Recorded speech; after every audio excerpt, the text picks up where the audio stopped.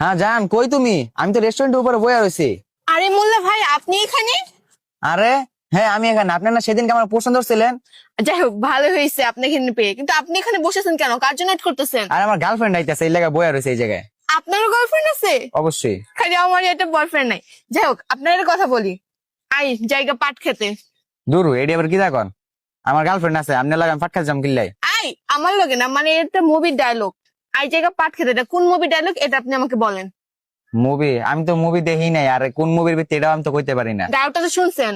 ডায়লগটা শুনছি, কিন্তু কোন মুভির ভিত্তি এটা আমি কইতে পারি না। আচ্ছা, এটা না পারেন তাহলে আরে শুনেন, যদি আপনি মানে সঠিক অ্যান্সার দিতে পারেন, মুভি নামটা বলতে পারেন, তাহলে আপনার গার্লফ্রেন্ড যা যা খাবে সব টাকার বিল আমি দিব, ঠিক আছে?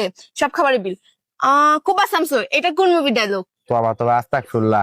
এই প্রশ্ন যদি উত্তর আমি দিই, তাহলে আমার গার্লফ্রেন্ড যেহেতু আমার লাগে নাইতাছে, আজকে মনে করেন যে এটার উত্তর যদি আপনার কাছে দিই, তাহলে আমার ব্রেকআপ করে দিব গা। আপনার থাকা, আমি এই প্রশ্ন উত্তর দিতে পারবো না। ব্রেকআপ হওয়ার চাই না, না হওয়াটাই ভালো। থাক, মোল্লা ভাইয়ের ব্রেকআপ করতে চাই না, আল্লাহ হাফেজ। হ্যাঁ। তো গাইস, আপনার যদি পারেন এই দুইটা মুভির ডায়লগ কইতে, তাহলে আপনাদেরকেও আমি একটা গিফট দিয়ে দিব।